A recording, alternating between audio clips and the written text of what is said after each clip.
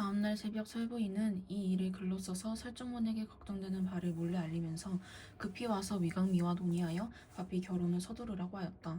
정당에 함께 있던 설정문 부부는 시녀가 바친 설부인의 그 편지를 읽다가 미쳐다 보지도 못하고 얼굴이 굳어지며 경악하여 말을 잇지 못하고 분노를 터뜨렸다. 간 국구가 우리를 어찌 이렇게 능멸한단 말인가.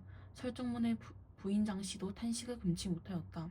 우리 아이가 깊은 방에 금옥처럼 몸을 잘 감추고 지켰거늘 숨겼던 이름이 어떻게 어디로 누설되어 이와 같은 간사한 이의 흉기를 만날 줄 알았겠습니까? 설정문이 분해하면서 수레를 타고 가서 위강미 형제를 만나 대책을 의논하다가 탄식하며 말했다. 딸아이의 규방 행실은 깊이 숨겨 드러나지 않았습니다. 그런데 어떤 간사한 놈이 이 아이의 이름을 어떻게 엿보았는지. 어쨌든 간악한 무리가 개돼지 같은 자기 자식 때문에 흉측한 계책을 꾸며 이런 화를 만든다고 하니 혼사를 늦추지 마십시오. 그러면서 그 자리에서 혼인 날짜를 다시 잡으니 불과 다시 며칠 뒤였다. 위강미 형제와 설정문이 모두 기뻐하며 흩어졌다. 양쪽 집안에서는 이 일을 밖으로 내지 않았다. 다만 위강미가 어머니께만 아랜 뒤에 이 부인이 조용히 예복을 준비하였다. 마침내 혼산날이 되었다. 양부인이 그제야 소식을 듣고 부남의 일을 갈며 취정을 보면서 말하였다. 설신의 딸을 무조건 탈취하여 간시조카의 좋은 짝으로 만들려고 하였는데 묘한 계책이 시행되기도 전에 집안 식구들이 나를 속이고 뜻밖의 혼인 준비를 마쳤다. 이 모든 것이 분하고 원통하니 이 씨가 어진 며느리로 슬아를 빚내 득이양양하는 꼴을 어찌 본단 말인가? 말을 마치고 급히 국구 간문추에게 사람을 보내 이 사실을 알리고 도중에 소록형을 탈취하게 하였다. 그러고는 짐짓 미소를 띠며 밝은 얼굴로 식장에 참석하였다. 한편 설씨 집안에서는 혼수를 정성껏 장만하였으나 가는 도중에 생길 수 있는 화를 막을 계책이 정해지지 않아 근심하고 있었다. 그때 마침 금이 교위 이긍용은 설정분과 막연한 사이였고 집안끼리도 교류가 있었다. 설정문이 이 일을 이긍용에게 상의하였다.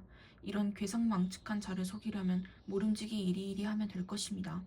설정문이 이 말을 듣고 환하게 웃으며 부탁하였다. 부디 요란하게 굴진 말게. 이긍용은 알겠다고 하고 양껏 술을 마시고 칼을 빼 손에 들고 따로 가마에 올랐다. 뒤따르는 시종들이 호위하여 큰 길에 이르렀을 때 갑자기 한때의 무수한 하인들이 크고 작은 몽둥이를 들고 몰려나왔다. 그들은 시종들을 모두 내쫓고는 가마를 뺏어매고 곧장 어디론가 향하였다. 바로 국구 간문추의 집이었다. 이때 보영은 길복을 갖춰 입고 집을 나서 설정문 집으로 가고 있었다. 위험 있는 행차가 큰 길에 나서자 구경하던 사람들 모두가 보영의 위풍을 입에 닳도록 신청하였다. 설정문 집에 이르니 내외의 손님들이 빙 둘러 모여 있었다. 설추밀이 막 가짜 가마를 보내고 신랑을 맞이하였다. 위보영은 단장한 소록형과 전한례를 마친 후 소록형이 가마에 오르자 가마에 자물쇠를 걸고 집으로 돌아올 준비를 했다. 참석한 손님들이 신랑 위보영의 옷 같은 풍물을 보고 칭찬을 자자하게 하였지만 설정문은 국구 간문추의 소인과 이긍용이 장난한 일을 생각하니 끝없는 연려가 생겨 흥이 나지 않았다. 그때 위보영의 눈에 차이를 친 곳에서 신부 소록형의 행동거지를 살피며 눈동자를 바삐 굴리고 안쪽을 살피는 계집종 하나가 들어왔다. 위보영이 마음을 비추는 거울과 같은 눈으로 어찌 잘못 보겠는가. 자세히 보니 여우 같은 맵시, 쥐와 같은 꾸밈새에 벌의 눈과 정갈의 정령을 지니고 있는데 남자의 몸으로 여자로 변장하여 음양을 바꾼 것이었다. 외당으로 나와 시종에게 슬며시 명하여 난간 아래에 있는 계집종을 서원으로 잡아 대령하게 하였다. 시종들이 명을 받들어 안채에 고하여 그 계집종을 잡아내오니 그 여자가 기겁하고 발악을 하며 소리쳤다. 나는 양씨 집안의 하녀로 성대한 장치를 구경하러 왔을 뿐인데 무슨 이유로 이처럼 무례하게 대하느냐? 그 소리가 하도 요란하여 내외의 손님들이 놀라서 영문을 묻자 위보영이 대답했다. 저 사람은 결단코 여자가 아닙니다. 몸을 수색해보면 남녀를 구별할 수 있을 겁니다. 말을 마치고 주변의 시종들에게 명하여 몸을 수색하게 하니 과연 남자였다. 모든 사람들이 휘둥그렇게 놀라 형벌을 내리려 하는데 그 남자가 갑자기 시종들을 밀쳐내며 말했다. 나는 간국구의 천금 같은 아들 간옥지다. 어렸을 때 설소저와 혼약을 맺었거늘 위씨 집안 아들이 빼앗아 부인으로 맞이한다기에 분하기 그지없어 여기와 구경이나 하려고 온 것일 뿐이다.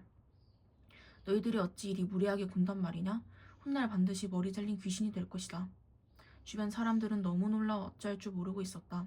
하지만 위부영은 이미 짐작하고 있었던 일이기에 시동들에게 물러서라 하고 말하였다. 태평성대의 남자가 여장을 하고서 규방 안을 엿보는 병고는 조종이 아랠 일이나 그대가 간 국고에 자제라는 것을 알게 되었으니 10분 용서하겠다. 올라와 마음 놓고 구경하라. 위보영이 용서하는 바람에 간혹지는 겨우 욕을 면했으나 무슨 낯으로 자리에 앉아 있겠는가. 바로 팔을 뿌리치며 대문을 나가 달아나니 그 꼴은 차마 보기에도 민망하였다. 이에 앞서 국구 간문추의 시종들이 서로 형이 타고 오는 가마를 빼서 곧장 간국구의 집으로 왔다. 국구 간문추 부자는 정중하게 주변을 물리치고 가마문을 열었다. 그곳에 모인 안팎의 손님들과 아랫사람들은 이미 옥경의 아름다운 이름을 우레같이 들었기 때문에 저마다 빨리 보고 이름이 헛되지 않았음을 확인하고자 하였다. 부인네들 역시 옥경을 구경하고자 병풍을 친 듯 둘러섰다. 그러나 발을 들어보는 가마 안에는 옷 같은 가녀란 미인은 간 곳 없고 큰 사내 한 놈이 서리박 같은 장검을 칼집에 꽂으며 병력 같은 소리를 내질렀다. 나는 금포 장군인데 국구께서 무슨 일로 저를 데려온 것입니까? 말을 마치고 갑옷을 입고 투구를 쓰고 왼손에 장검을 들고 오른손에는 철 도리깨를 쥐고 서서히 가마 밖으로 나왔다. 호랑이 수염을 휘날리며 고리눈을 부릅뜨니 번갯불이 번뜩였다. 국구 간문추 부인 양씨의 시녀와 여러 부인들이 놀라 자빠져 덜덜덜 떨었다. 새신랑 간옥지는 얼굴이 새파래지며 쥐 손듯 달아났다.